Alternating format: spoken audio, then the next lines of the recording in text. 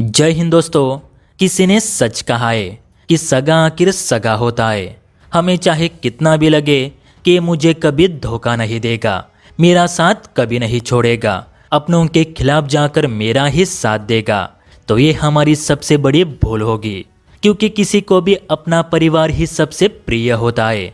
फिर चाहे उस परिवार ने कितने ही गुनाह क्यों ना किए हो, कितनों को ही क्यों ना लूटा हो, लेकिन जब भी उन पर कोई बड़ा संकट आता है तो उस परिवार के बड़े सदस्य उसे बचाने की कोशिश करने लगते हैं। वे ये नहीं सोचते कि ये दिन आज उन्हें क्यों देखने पड़ रहे।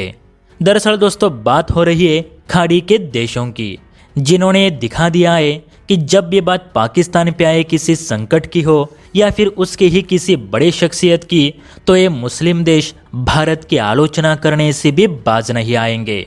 और आज तो इन गल्फ कंट्रीज ने दिखाई दिया कि इन्हें आतंकवाद कितना प्यारा है, खासकर तो सऊदी ने।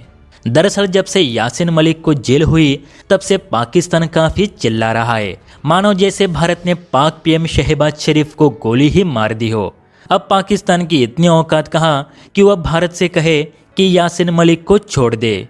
इसलिए उसने अपने गॉडफादर यानी सऊदी से गुजारिश की कि आप भारत से कहे कि वो यासीन मलिक को बाइज्जत रिहा कर दे।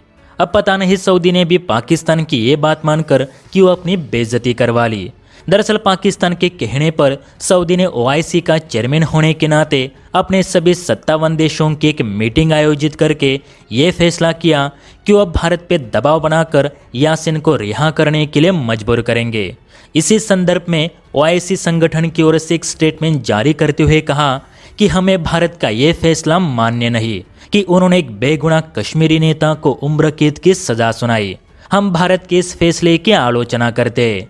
भारत को यह फैसला तुरंत बदलकर यासीन मलिक को रिहा करना होगा।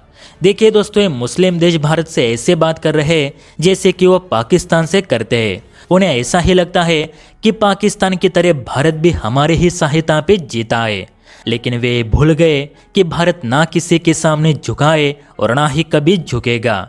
उल्टा भारतीय विदेश मंत्रालय ने पूरे 57 मुस्लिम देशों को नसीहत देते हुए कहा कि एक तो यह हमारा आपसी आंतरिक मामला है जिसमें आपको हस्तक्षेप करने का कोई अधिकार नहीं।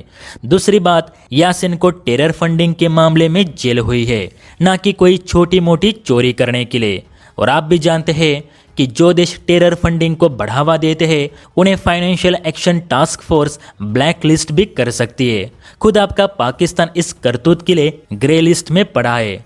अगर आपको ऐसे लोग पसंद है जो देश में विद्रोह मचाने का काम करते हैं, तो फिर आपके यहाँ इतने स्ट्रिक्ट कायदे कानून क्यों बनाए गए, वहाँ भी खुली छूट दे।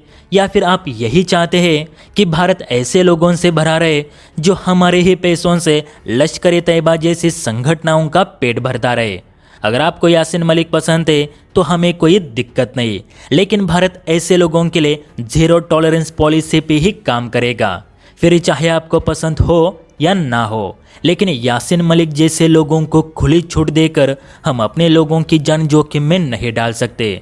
देखिए दोस्तों, वक्त आने पर इन गल्फ कंट्रीज ने अपना रुख दिखा दिया है कि वो किसके साथ खड़े रहेंगे। अभी तक किसी भी देश ने यासीन को लेकर टिप्पणी नहीं की थी, लेकिन यासीन को लेकर इनके दिल में दर्द होता देखा जा सकता है। तो आप ही बताइए, क्या ये खाड़ी के देश कभी भारत के हित चिंतक बन सकते हैं? इस पर आपकी क्या राय है, नीचे कमेंट करके जरूर बताइए। जय हिंद। अच्छा सुनो, चैनल को सब्सक्राइब करो, उसके बाद घंटी बजा देना ताकि अगली वीडियो आपसे मिस ना हो पाए। Thank you.